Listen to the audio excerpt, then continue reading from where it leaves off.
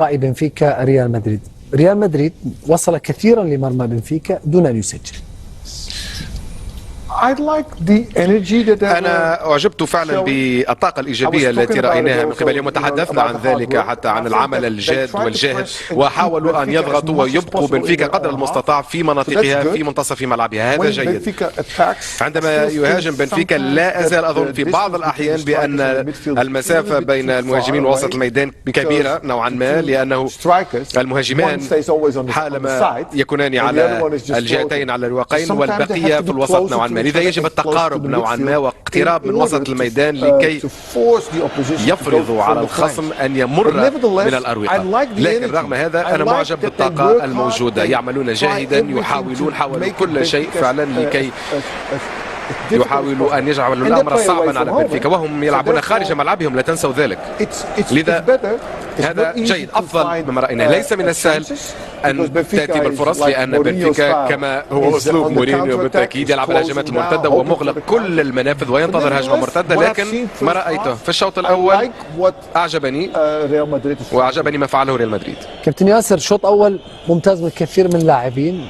أرنولد شوط أول ممتاز، لكن أردا جولر كان واحد من أنشط لاعبي ريال مدريد في الشوط الأول. صحيح، وانا اعتقد زي ما ذكرت لك انه التشكيل وطريقه اللعب اللي اعتمدها اربيولا كانت جيده نوعا ما، والدليل كذلك يعني اتفق تماما مع رود انه الكردي بخط عرضي تام كان عملية الضغط في وسط الملعب على بنفيكا واعتماد عدم ترك المساحة، وأعطى أردا جولر حرية كاملة. نعم، أعطى الحرية في التحرك بعرض الملعب، رغم أنه تمريره إلى الأمام المباشر لإمبابي أو فينيسيوس لم يكن كالعادة أو بالشكل المطلوب، ولكن كذلك مساهمات أرنولد كانت في الطرف الأيمن خجولة نوعا ما نظرا لاعتماد أربيولا في لحظة في حالة يعني الكرة تكون في بين أقدام. بس هو لعب كرة عرضية ممتازة لكيليان إمبابي، هي وحيدة، ولكن يجب يعني هذا التحرك المباشر، وهذه طبعا هو معتاد عليها دائما في ليفربول، ويجب عليه تكثيف مثل هذا النوع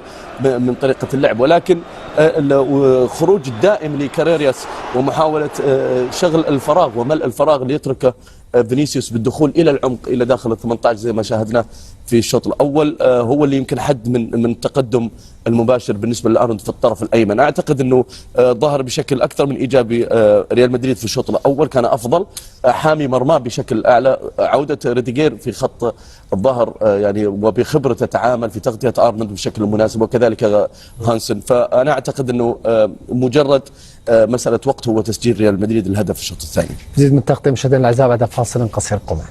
مع انتر تحديدا الفوز باللقب، واسم أينما ذهب صنع جدلا كبيرا. القرعة والظروف، وسبحان الله جاء مرة أخرى ليلاقي ريال مدريد بعد هذه المباراة التاريخية. وكنا نتكلم عن التصريح اللي أو إجابته على هل لو عرض عليه تدريب ريال مدريد يمكن تقول لا لبيريز وريال مدريد؟ نعم، قال نعم. قال نعم، يمكن أقول لا. وأنا أعتقد أنه هو إجابة طبعا واضح معناها أنها مداعبة، ولكن الليلة قصدك لا يمكن أن يرفض الريال وبيريز لو جاء عرض؟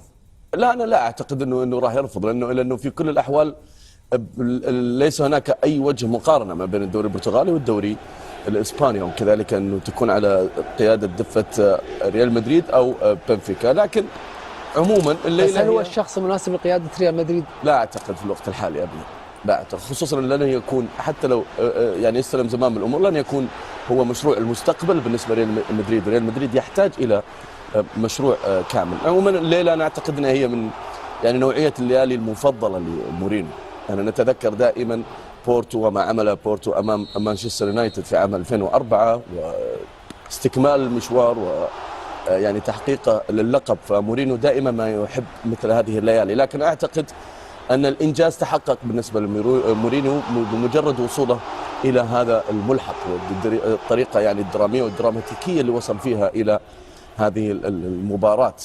كذلك هو بعيد تماما عن كل الضغط، ليس يعني المطالبات لن تكون شديدة أو قوية على مورينيو أو سوف يكون تحت المحك في انعدام الفوز الليله او خسارته، سوف يعني يخرج. شوف الهدف، طبعا الهدف اكثر من رائع. يعني انا اشوف حركه راس حتى كابتن شيفو مع هو احسن منك بالهد.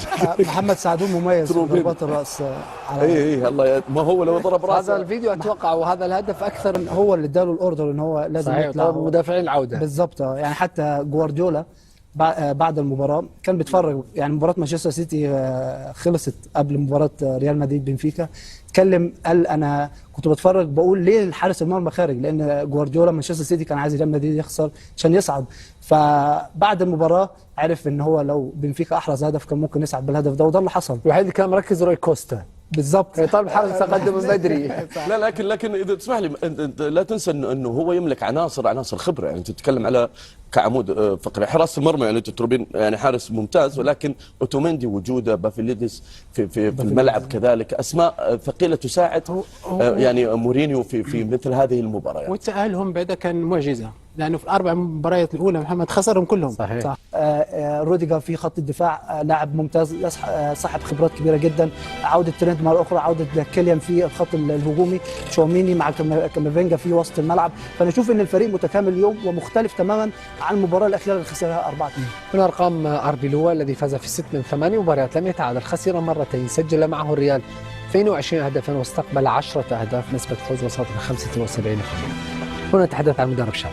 الكل يعرف أن مهمة التدريب على مستوى كرة القدم العالمية أصعب من أي زمن سابق، وأكثر صعوبة عندما يكون الاسم شاب متواضع ليس بالاسم الكبير على المستوى التدريبي، يدرب أكبر فريق عالمي. ترى أن يسجل أكثر، هذا سيساعدهم للفوز هناك. سألتك عن أربيلوا، رأيك في هذا الرجل في هذا التوقيت من الموسم؟ من الصعب أن نجزم الآن، في الحقيقة هو آت من فريق الشباب، الكل يعرفه جيدا. زيدان كذلك أتى من فريق الشباب لريال مدريد وقام بعمل جيد، لكن زين الدين زيدان مختلف، لديه ربما كاريزما أكثر، ولكن يحتاج لبعض المساعدة من قبل اللاعبين. أظن بأنه سيكون هناك تقلبات، لن يكون الأمر مستقرا تماما، ولكن عندما أنظر إلى ريال مدريد يلعب حاليا يبدو لي بأن اللاعبون لا يقدمون ما يكفي لاستعادة الكرة بأسرع وقت ممكن بعد خسارتها. أظن بأن الخصوم يحصلون على فرص أكثر من اللازم أمام ريال مدريد، ولا أزال أرى بأن الفرديات هي التي تصنع الفارق فقط في ريال مدريد حتى الآن. وفي يومنا هذا يمكن أن نرى فرقا